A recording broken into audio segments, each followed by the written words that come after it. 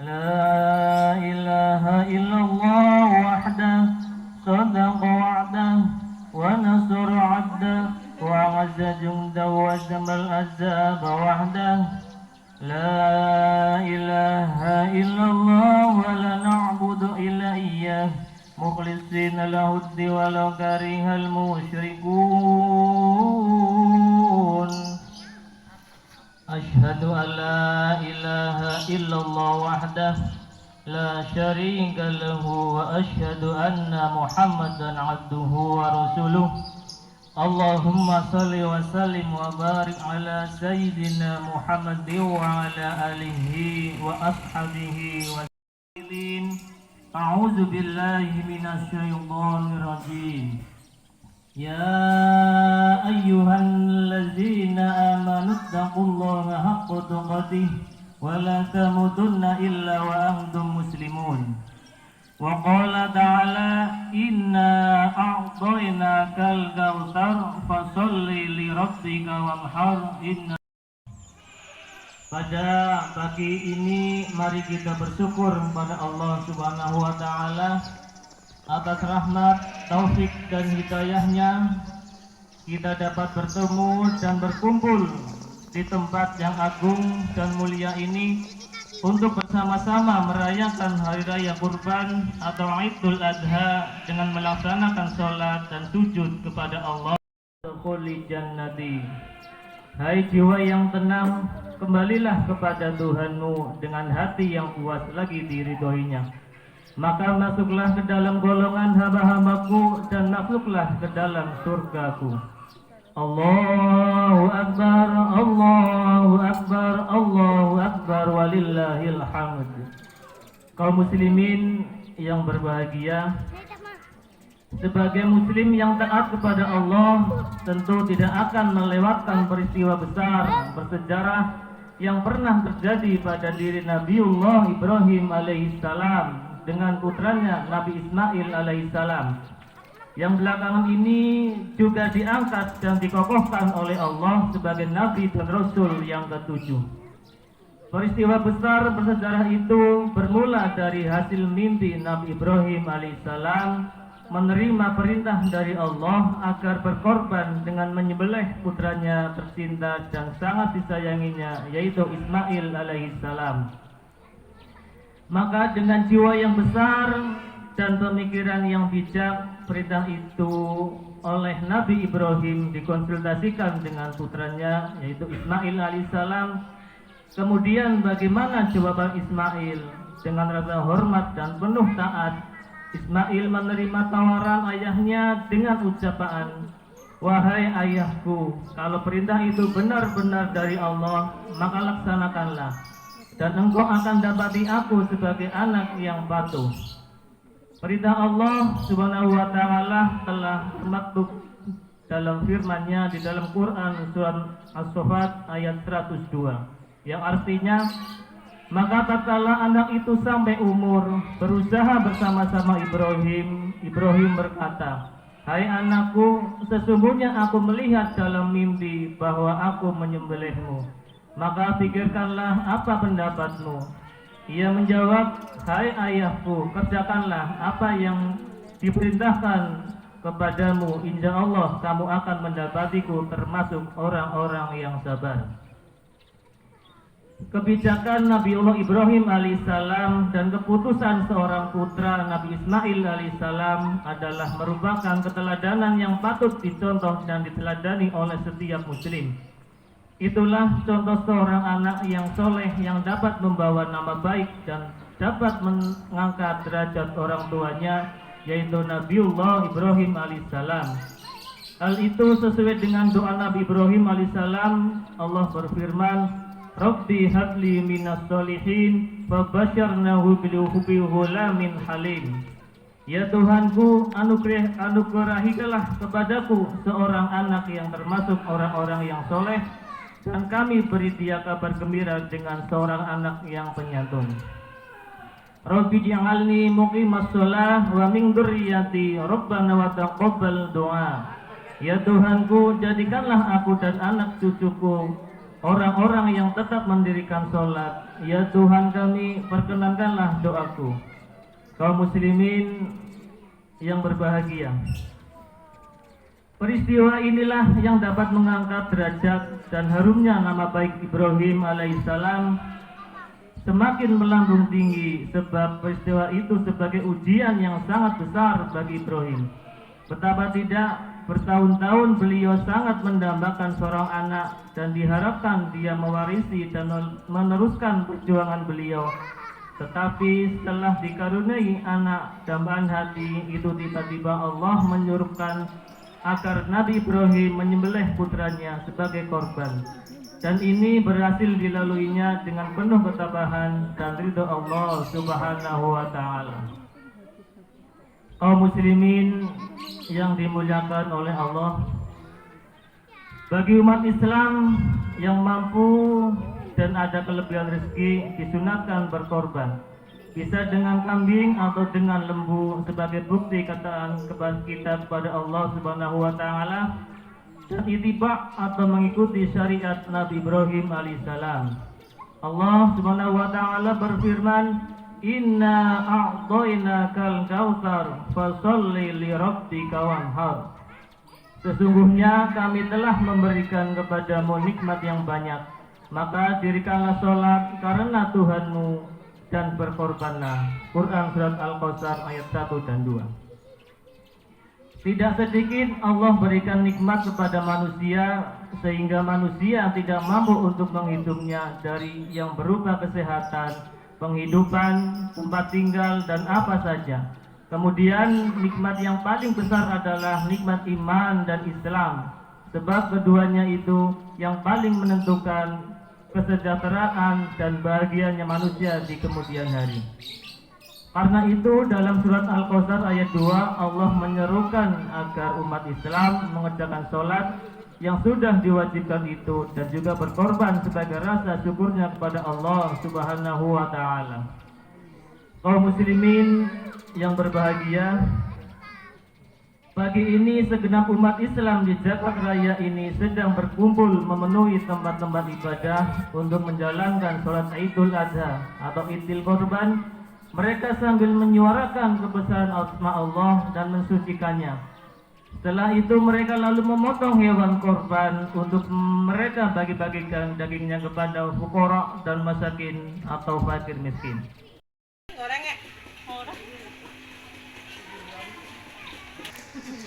Kayak kong malah sing goreng kong gurih. Oke, minum malah minum. Gede banget deh. Iyalah, ini sama sama gue.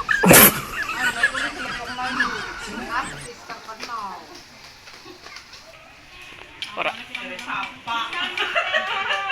Mas bicara kepangan jadi sapa. Sana buyune tadi. Ya, mame. Kai. Oh, mantap. Mendoan. Mendoan karo apa ki pisang goreng. Mendoan. Gorengan dadakan.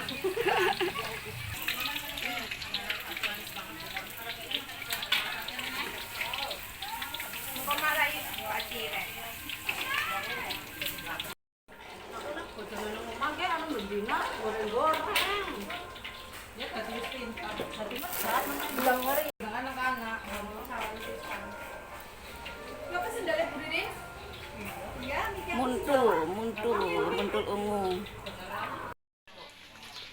Layangan buat layangan. Nggak ada gunting.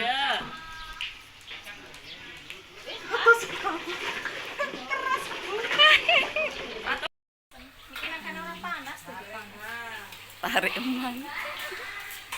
Itu yang goreng mendoan di belakang.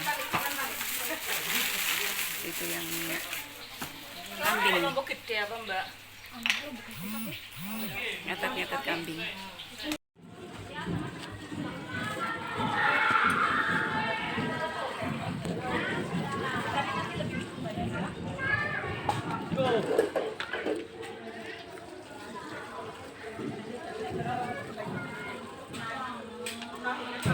Menurut biasa agok ini ya.